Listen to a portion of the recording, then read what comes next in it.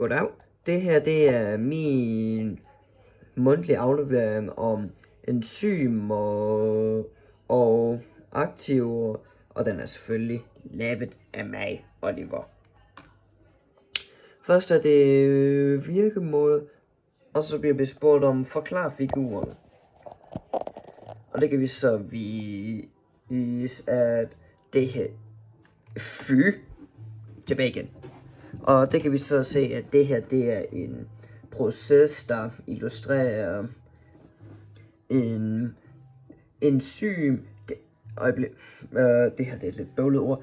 Enzym katalyseret nedbrydningsforløb, fordi vi har vores stivelsesmolekyle, der bliver nedbrudt af vores enzym hernede, som så bliver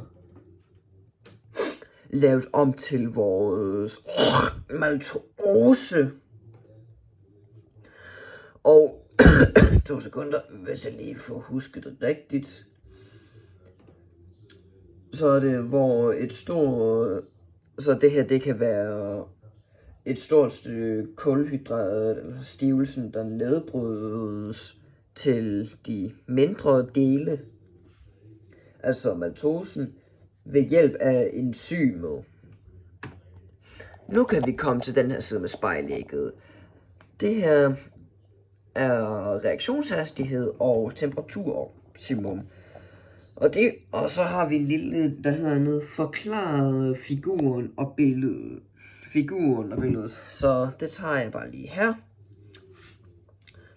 Og der har vi, at vi har vores reaktionshastighed på vores y-akse og vores temperatur i grader på vores x-akse. Og så har vi en kurve, der viser den vidt forskellige temperatur. Den viser reaktionshastigheden og temperaturoptimummet. Og vi kan så se, at de her enzymer, der så sidder og arbejder her, de kan bedst lide den omkring, skal vi lige slukke og sige, den siger 38 grader. Sådan cirka 38 grov. Og det er så her, hvor temperaturoptimum ligger. Det er her, hvor de arbejder bedst. Det her, de bliver bedst udnyttet. Det her, de har det bedste miljø. Hvis vi tog en handler på 10 eller 20 grader, så har de en meget langsom reaktionshastighed. Men når vi så når op på de her optimale 47-48 grader ish, sådan cirka, så har de deres bedste arbejdsforhold. Og hvis vi så bare lige kommer over på den anden side af 40 grader, så begynder de alle sammen at dø ud. Så ryger de helt ned i, de kan ikke overleve, de ender med at dø. Og vi skal lige zoome lidt ud. Det her er resultaterne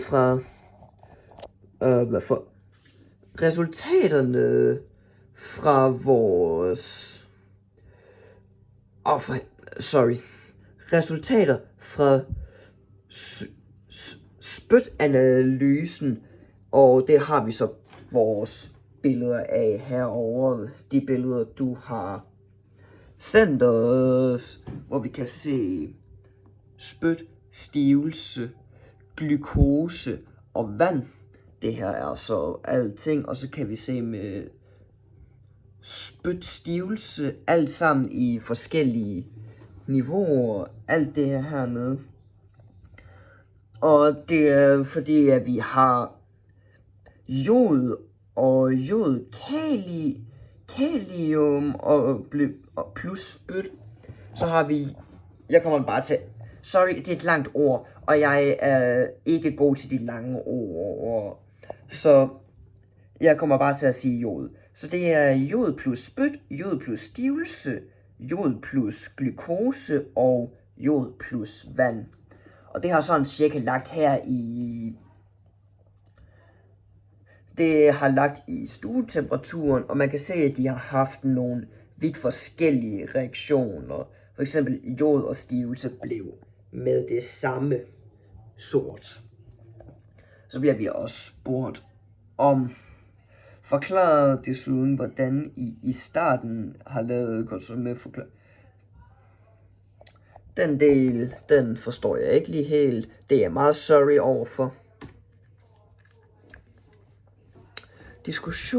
Diskussion, spyt af amylase.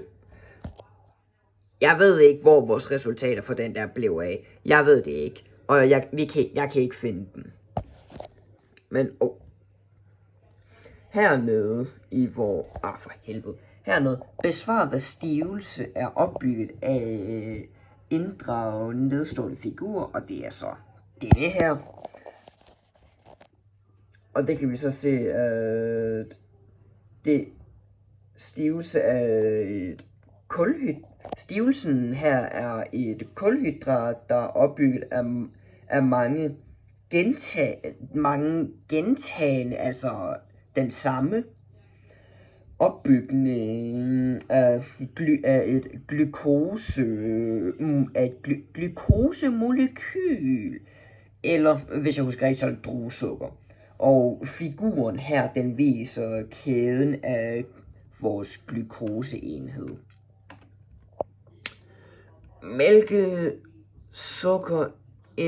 Mælkesukkerintolerance og laktoseintolerance.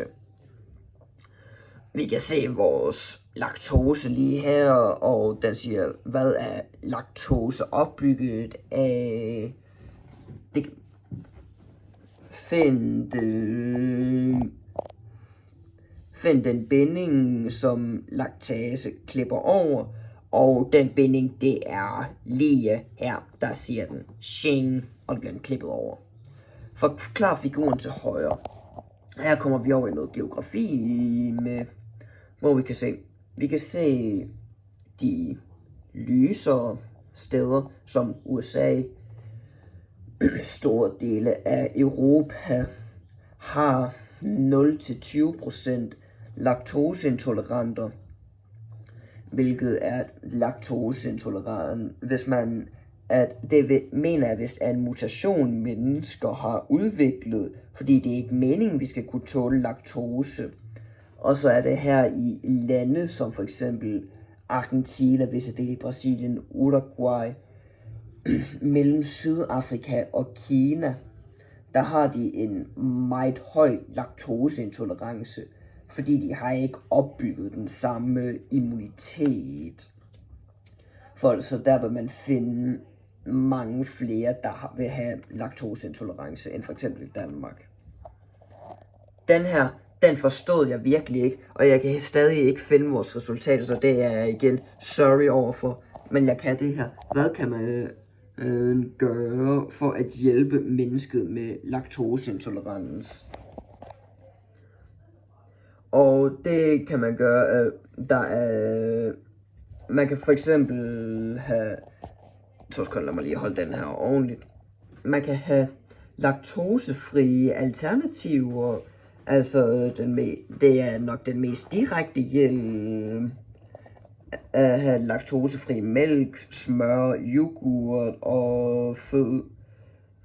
og madalternativer klar. Når man skal spise for eksempel der er mange supermarkeder har også burde have meget af alt det her for at have en bred variation. Og så kan man selvfølgelig lave mad med de her alternativer. Altså for eksempel plantebaserede